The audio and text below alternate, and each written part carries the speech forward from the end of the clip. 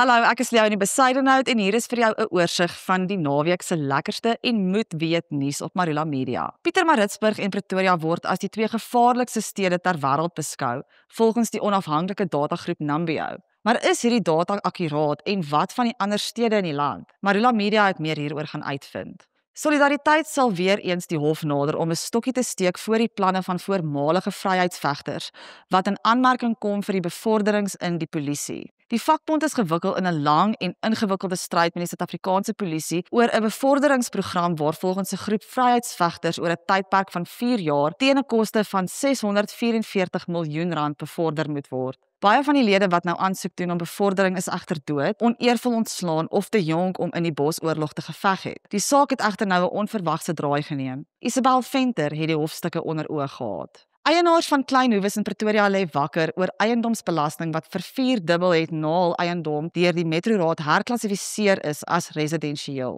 Grondeienaars is boonop boos omdat hulle bitter min dienste vanaf die Tshwane Metroraad kry. Antoinette Slabbert het gaan uitvind wat die inwoners nou te doen staan.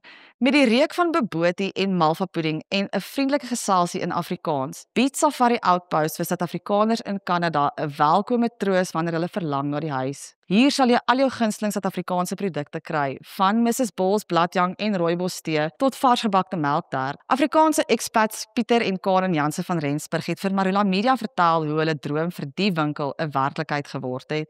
Die Suidooster aktrise Simone Biscou het gesukkel om te rou toe haar pa 'n paar jaar gelede oorlede is. Tog was dit juis by die werk waar die 40-jarige aktrise uiteindelik vrede kon maak met die verlies van haar pa. Sy het aan Mizaan van Wyk gesê sy kon eers behoorlik rou en genesing vind toe haar Suidoosterpa, Sedwin Joel se karakter AB, gesterf het en begrawe is op die herdenking van haar eie pa se dood.